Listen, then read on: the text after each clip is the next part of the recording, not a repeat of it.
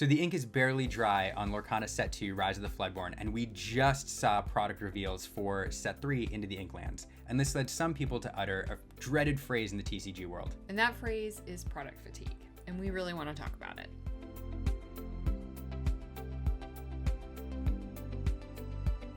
To really get into product fatigue, we have to talk about the nature of the TCG world and economies. But before we do that, I want to jump ahead to the thesis of this video and tell you the conclusion, and that is that everybody should enjoy TCGs and Lorcana in their own way, in a way that makes them happy and a way that doesn't give them anxiety.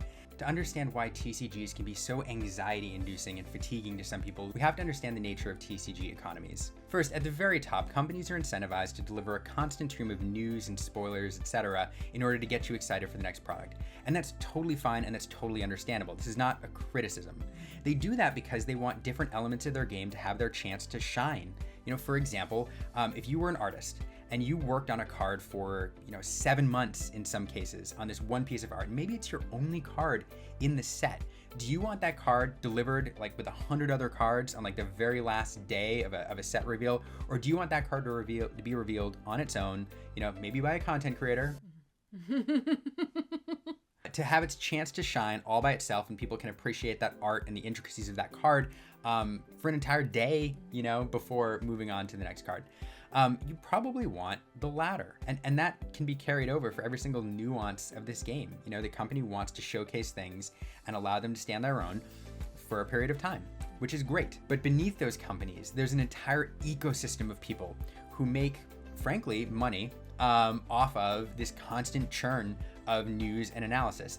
And that's why you see things like meta reports, tournament reports, market analysis. Content creators like us, guilty, are always digging for the latest news, the latest analysis, the latest video in order to get you to watch our videos.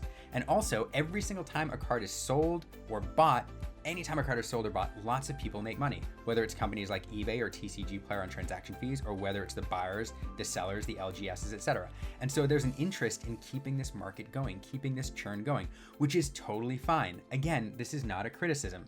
If you like, watching market reports, if you like watching tournament reports, meta analysis, all of that, that's awesome. And you should do it and you should enjoy it and you should buy cards and sell cards and really stay plugged in.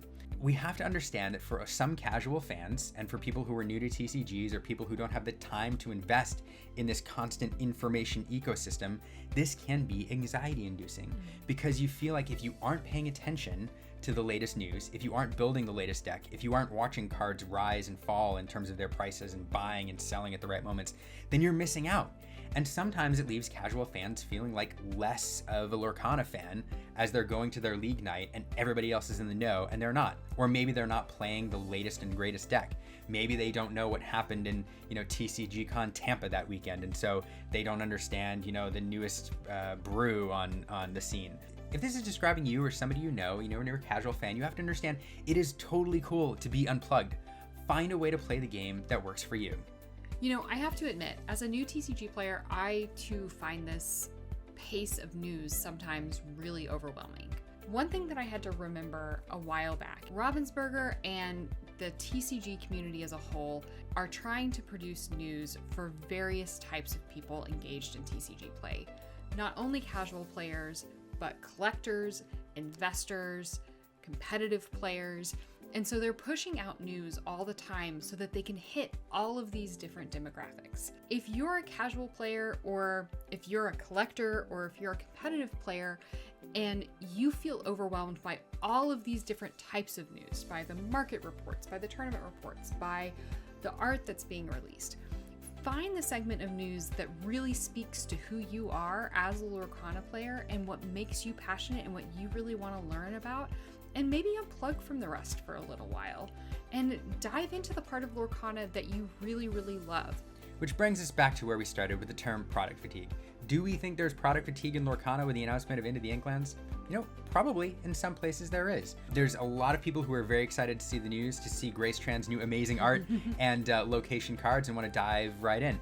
And then there's some people thinking, I haven't even gotten Rise of the Floodborn yet, and now you're talking about, set 3, and I haven't even started my set binder. And it's totally okay to feel all those things no matter which side of the fence you're on. If you're one of those who's starting to feel product fatigue, know that that is totally okay. And it's okay to unplug for a little bit and come back to the news cycle whenever you're ready. Building a healthy, welcoming, and enduring TCG community means remembering that there are players and collectors of all types. Everybody's emotions are valid, and we have to help everybody approach the game and be a part of it in a way that makes them comfortable, that doesn't provoke anxiety, and that they get the most enjoyment out of it.